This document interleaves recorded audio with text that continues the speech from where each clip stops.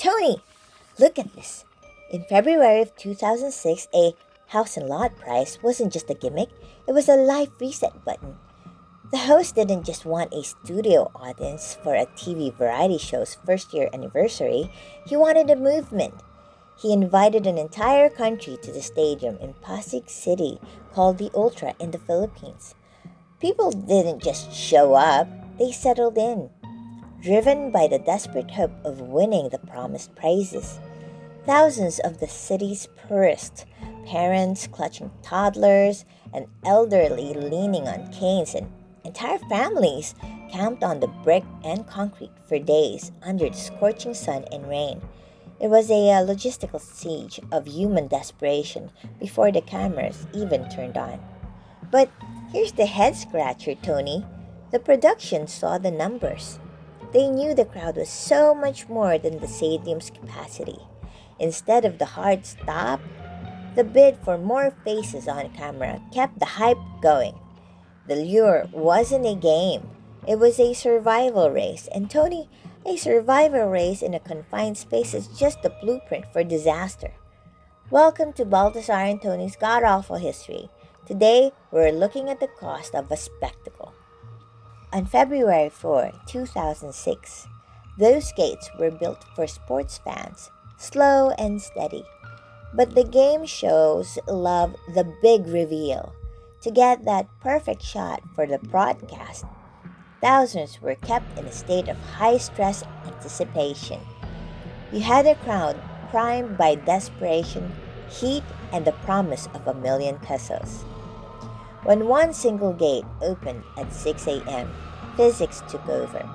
A crowd under that much pressure behaves like a piston. The official Senate committee report later highlighted that the narrow entry points simply couldn't handle the surge. The inquiry later pointed to reckless imprudence. See, legally, when you invite the public like that, you have a duty of care. You can't just open the tap on a human tidal wave and hope for the best. They invited the world, Tony, but they didn't build a container for that much hope. 73 people died for a chance at a house. The show eventually rebranded and the host apologized, but the error stays in the archive. Legally, the cases dragged on for years, arguing over who was really at fault. The network, the producers, the host, or is it the city? But the archive doesn't care about the fine print. It cares about the result. The PhilSports complex is back to hosting sports now, but for many, it's still the place where a game show ticket cost everything. Tony made a song about this because history is so much easier to remember with a beat. Hit it. The music ignites and the dancers take flight, while outside the entrance they're losing the light. The hungry were called and the thousands obeyed for a spectacle fueled by the ratings they made.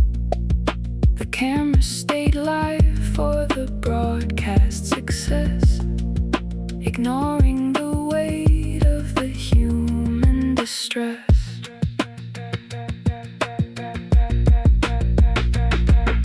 They called from the screens with a promise of gold to the hungry, the tired, the young and the old. A house and a lot for a name and a jar. They traveled from provinces coming from far. Poverty's grip made the gamble feel right, sleeping on concrete through the heat of the night.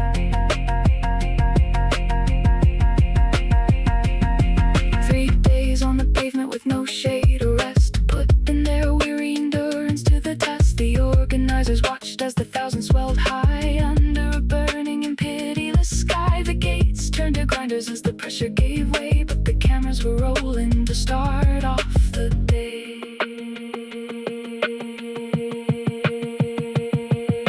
The music ignites and the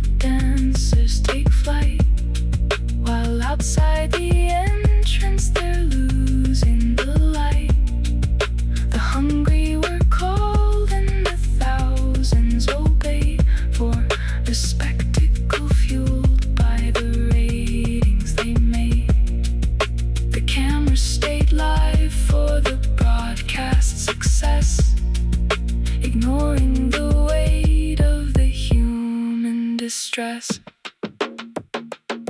73 pulses gone cold in the street, ignored by the flash of the studio beat. The reckless host laughs as the prizes are shown, while the weight of the crowd turns to muscle and bone. The show doesn't stop for the lives that it took. It's all just a page in the god-awful book. Tony, this is one of the heaviest files in the archive. If you have another memory of a spectacle disaster we should look into, drop it in the comments, and please subscribe and follow us for more.